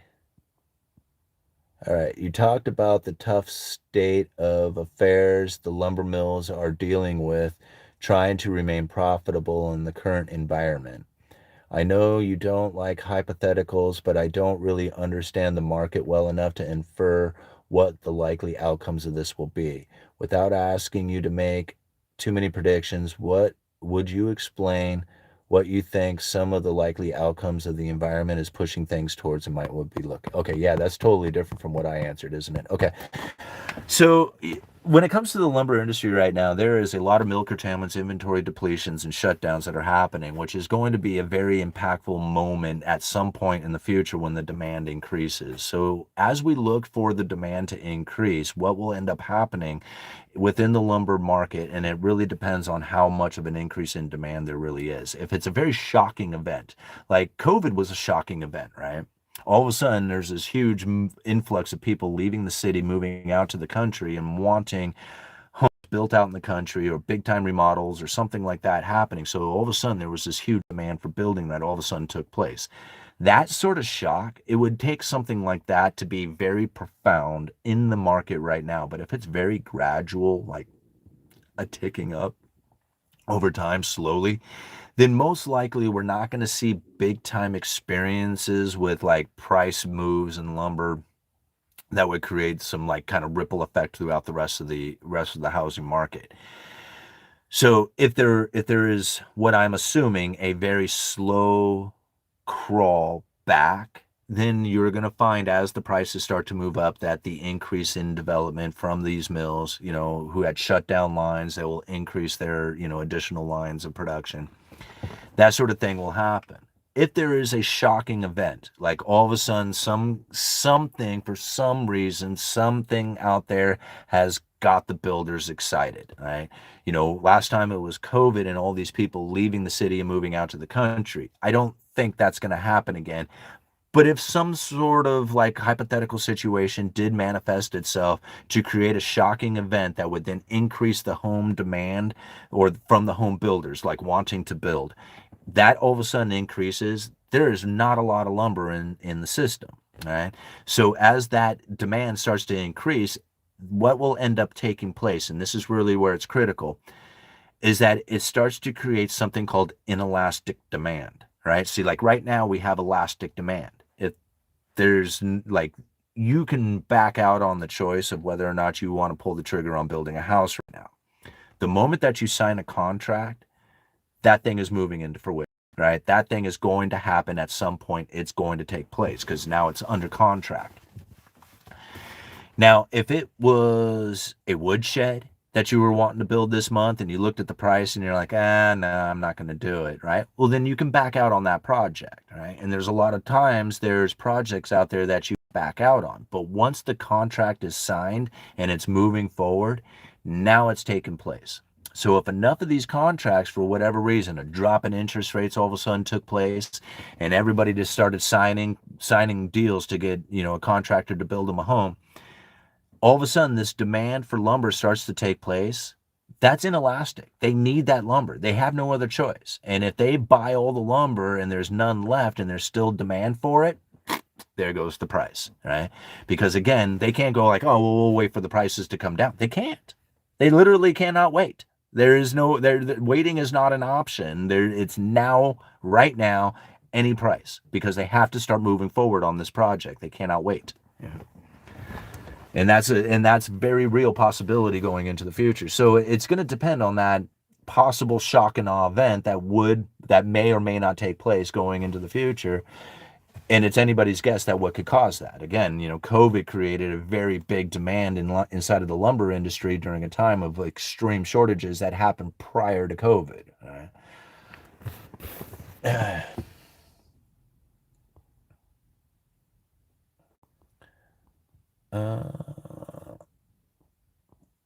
Yes, because as soon as someone dies from your old dirty meatball, you get sued. All right. Thank you very much for addressing my question. As always, Simon, I really appreciate it. Yeah, you bet, Brody. I hope it helps. It makes it almost impossible to sell the card. Correct, but it can be adjusted every 90 days in most states. Are you guys talking about food? Food stamps? All right, the food waste is often due to liability. I knew of a woman's shelter that accepted pizza's leftovers at the end of the day. They weren't supposed to, but all right. Wasn't it Hostess that got sued for giving away free pies?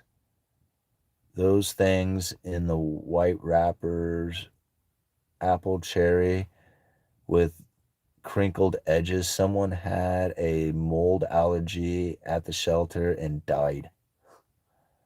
All right. Services go for even less. Getting your hair did is a third of 50%.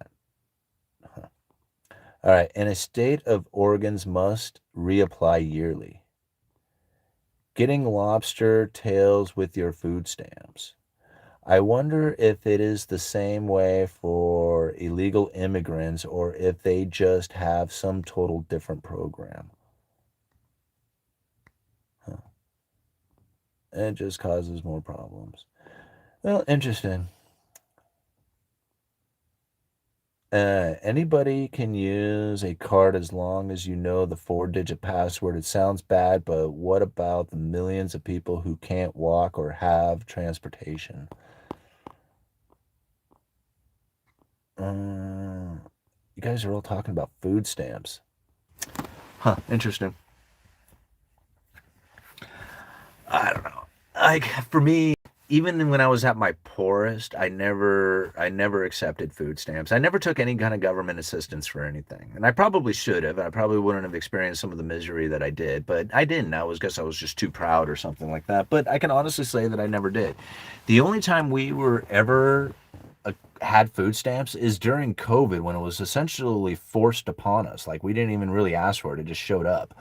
And so, I mean, not even asking for it, just having it showed up. And I think it was because we had the kids in the house or something. Anyway, we used them. Right?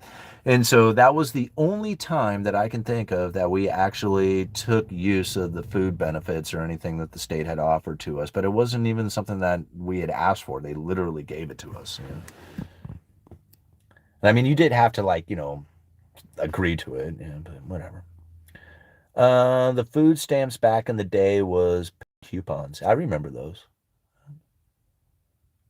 Popular hair places do get general 50% versus cards. I have 70 years of National Geographics. In the 90s, we had a migrant problem. Today, it's way out of hand. This is the old problem and an agenda. Well, I okay.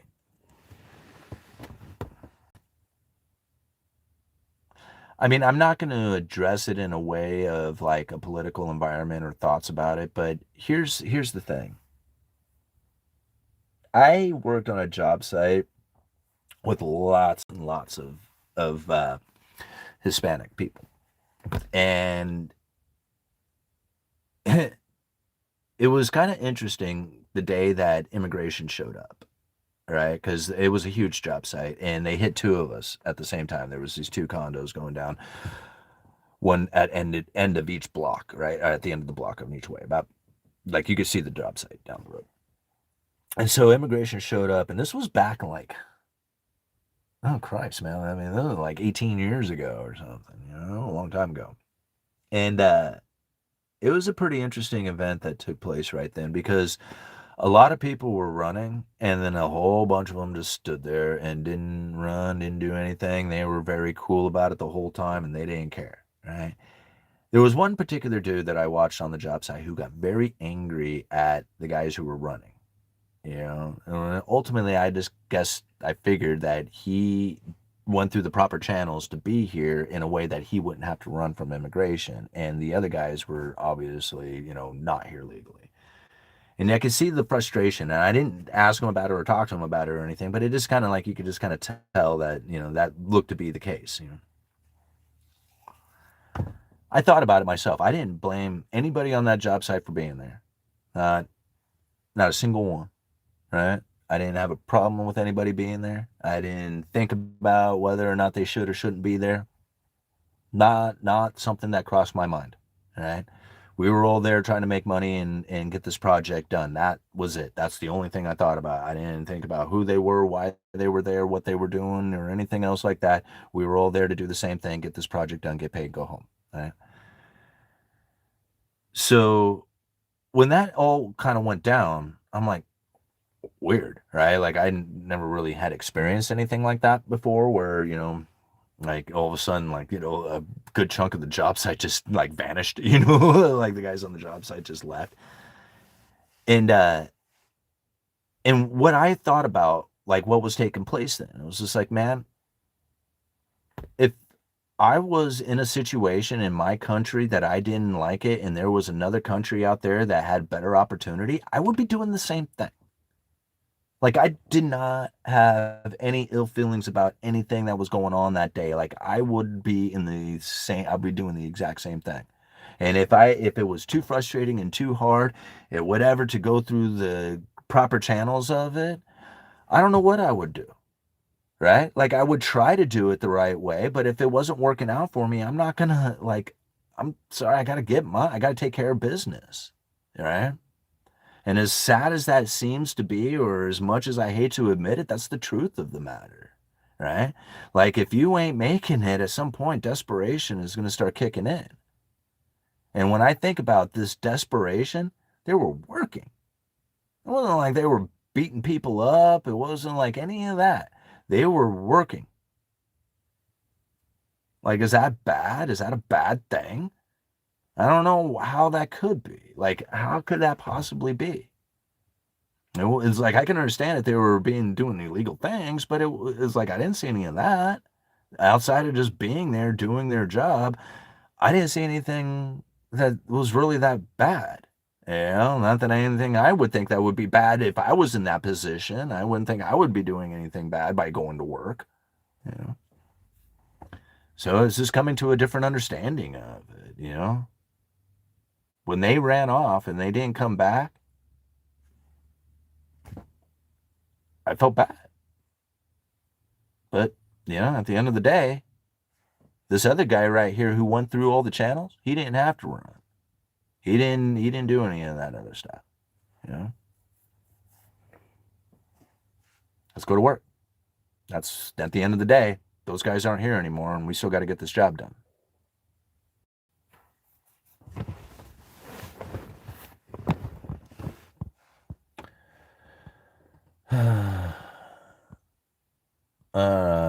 Well, that's why I said every citizen should get $300 a month in EBT. That's $10 a day to eat. I think it's reasonable, the ultimate safety net.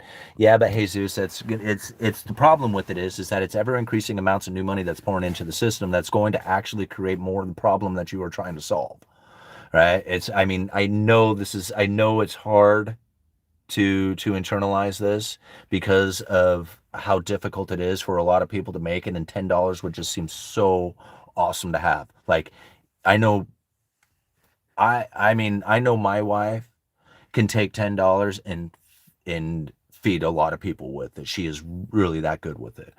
Now, I understand that $10 would be very helpful. If you continuously give $10 to the poor regularly, what will end up happening is that money will find its way right to the rich, and that money will make the rich richer. Okay? If you don't like the inequality now, what you are begging for is more of it. It's new money coming into the system. That money, unless it is moved into assets, which you are not saying is going to, unless that money moves into assets, it will go into a consumable item and it'll find its way right to the rich. Be very careful what you wish for. Don't get me wrong. At the time of receiving it, it's going to feel good. It'll feel like a benefit. But at the end of the day, it will be a more painful experience for you.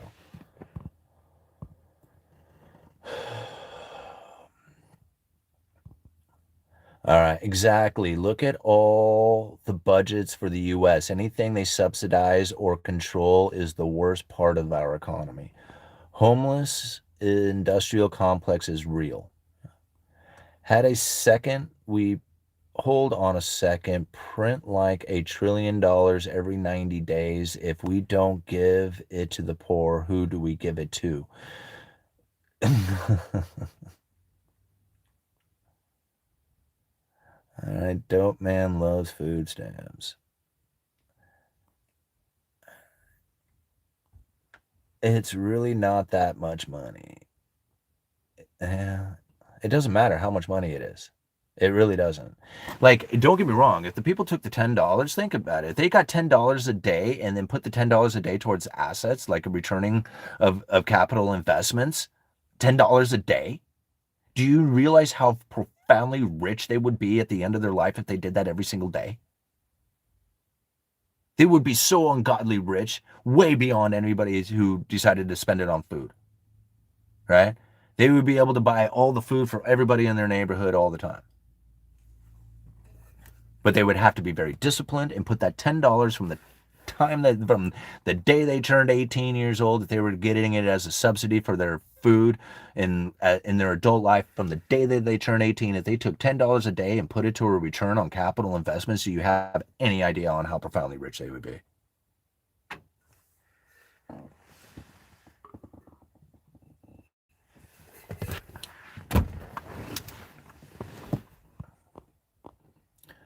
Simon's assets are a bubble. Do you understand what that means?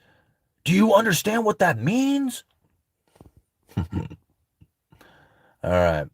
Yeah, the great big old bubble. Like, this is what I find interesting about it is that when I bring that up, people are like, dude, its assets are in a bubble. Which one? The real estate, the crypto, the stocks, the gold, right? Which one of them are in a bubble? The dollar, right?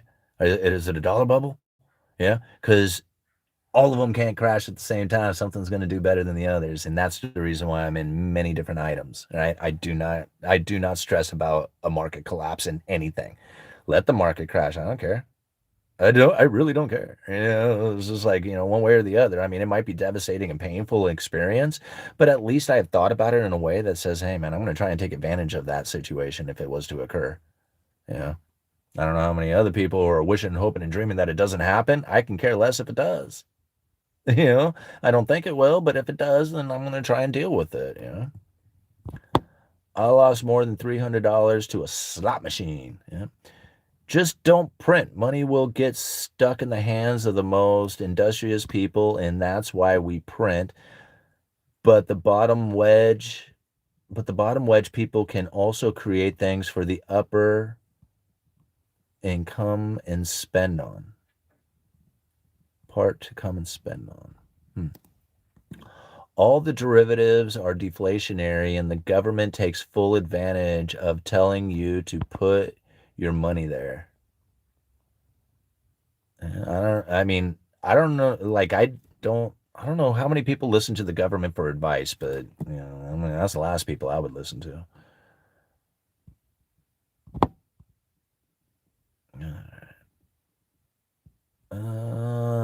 Beer is about $5.50 a long neck. Yeah, that's true. Del Toro, the system would instantly collapse. What is Del Toro saying?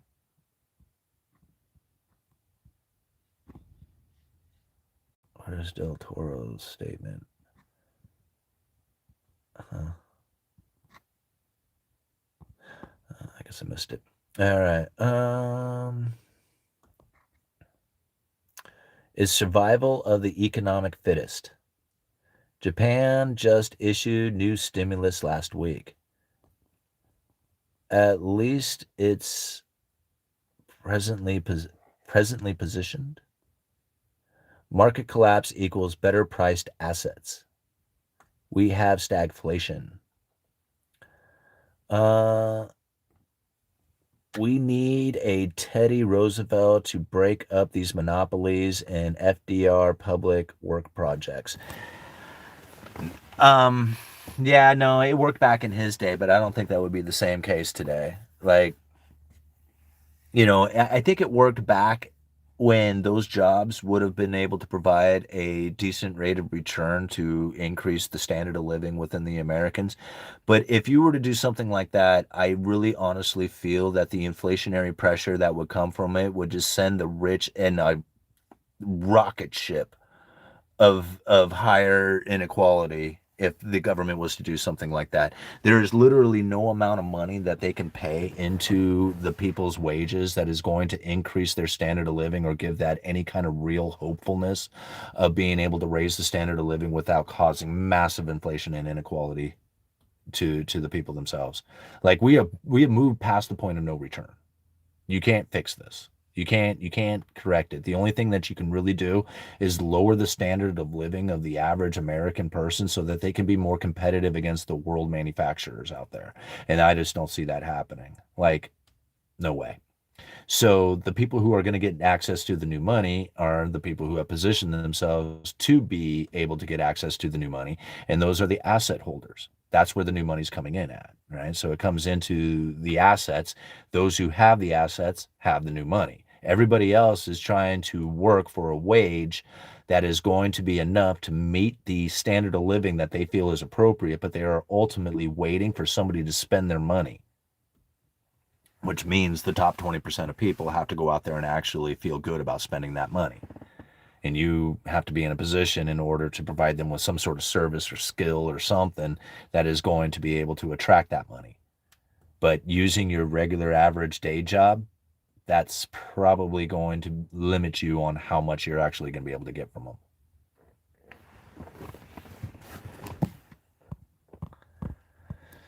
All right. A beer license costs $40K a year, but you can charge at concerts and events up to $15 a tall can. A crowd of 60K people, at least half are drinking. 30 plus 15K, 450,000. One blob with many tentacles. When one tentacles of the blob shrinks, it moves to another tentacle. It moves to another tentacle, it creates another tentacle. Okay. It can also simply shrink and grow in the size without the tentacle extending somewhere else. All right, the top 2% own 40% of the dollars. Thanks, Simon, for your take. Yeah, absolutely. And I appreciate you guys all being here. We're about 2 hours into this live stream with 141 people watching, 134 likes. Thank you so much for hitting that like button, going through this discussion, talking about how it is that we can deal with the real problems, which is the move into luxurious experiences, how it is that we can actually deal with this for ourselves so that we can position ourselves in the most appropriate fashion, knowing that there is really nothing that they can do to change the certain circumstances that are taking place. How we do that is through these discussions. Many times we have an idea of what it is that could happen, only to find that maybe that idea didn't have the view of some of the underlying economic forces that will actually prevent it from occurring. So a lot of times these discussions help clear up the misunderstandings or those misdeveloped subconscious beliefs that about what it is that's happening within our system, so that you can then look at it in a different way. Toro, that's refreshing by optimistic, but war in a world with nuclear weaponry to the extent ours had is unattainable.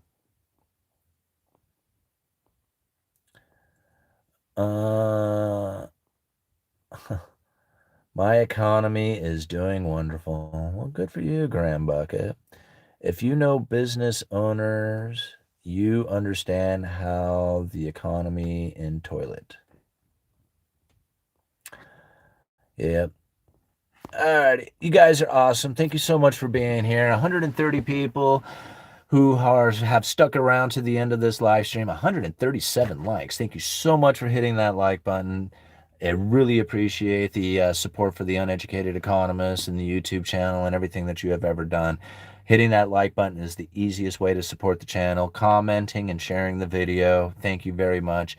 Those who missed the live stream that we did last night, we broke down Cantillon's essay on the 3 chapters of the increase and decrease of money to the state. If you didn't catch that, you really should go check it out. Really good stuff.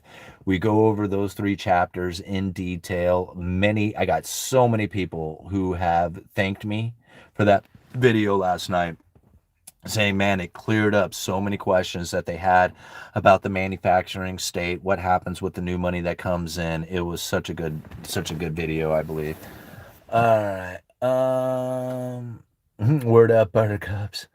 Guys, get a $1 membership so Simon can buy another Porsche. Yeah, that would be awesome.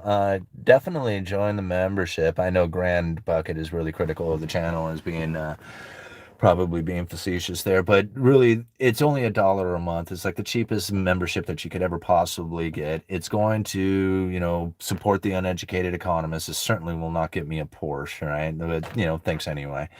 But it's easy enough to listen to these member only live streams to get a better understanding of the monetary policy through the words of the Federal Reserve itself. Very few people have broken down this information like I have, using the Fed's own words. The credible threat theory is very unique to the Uneducated Economist, and how it is that the Federal Reserve is using their words more than their actions to create the economic environment that they are finding most appropriate for their monetary policy.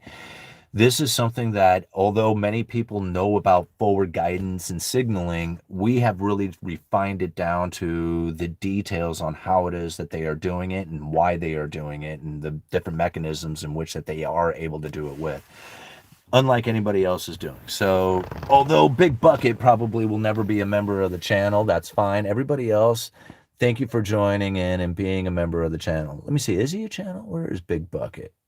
Big Bucket, he just states this. Grand Bucket. Sorry, it's not Big Bucket, it's Grand Bucket. I didn't even get his name right. Grand Bucket. He'll never be a member of the channel. So you don't have to worry about him being there. When I get a job, I will. Love your neighbors. Yeah, absolutely. Solutions are rarely visible before they're obvious. Yeah, ain't that true? Side hustling like crazy. That's really the only way to do it. I mean, I found that side hustles, in any way that you can get it, and then taking that money and moving it towards something that is going to be having a return later on, whether it's stocks, bonds, real estate, even just education or some sort, even savings, like even just saving it. And so that until you find, where it is that you have a buying opportunity, like some people just sit on dry powder, just waiting for that shot at a good deal. All right. How do you buy people memberships? I'm not sure, Larry. I'm not sure how that happens, but every so often somebody will come in and gift a bunch of memberships to the channel. And so like last night, Killer Kyle, so thank you so much, Killer Kyle, donated 50 memberships to the channel. And I'm not sure who got those memberships or how that is even done. But wow, man, talk about paying it forward. Thank you so much for doing that. Now people who were not members of the channel get to take advantage of being a member of the channel for at least a month with that gifted membership. They can go and check out all those membership only videos and then get an understanding of what it is that we have been discussing here through the Fed's own words, their own speeches, so that we can understand the monetary policy better. When that happens, I know that you will get a better understanding and you are going to want to share that information with other people and essentially be able to pay it forward even more. So thank you, Killer Kyle, for gifting those memberships and the other people who have gifted memberships in the past. And thank you so much. I need a $15 tall can after this. All right. Hit the dollar symbol. I want to buy some food stamps for like, what, 50 cents on the dollar? Hit me up when you want to sell your food stamps. Someone may gift him a membership. Oh, I didn't think about that all-nighter. You're right. Well, we'll see. If he shows up in the members only, I don't know. We'll have to deal with it then. You guys are awesome. Thank you so much for being here. Uneducated Economist. Go hit that like button, hit the share button, go and leave a comment, come back and let's continue the conversation on. All right. Uneducated Economist, you let me know.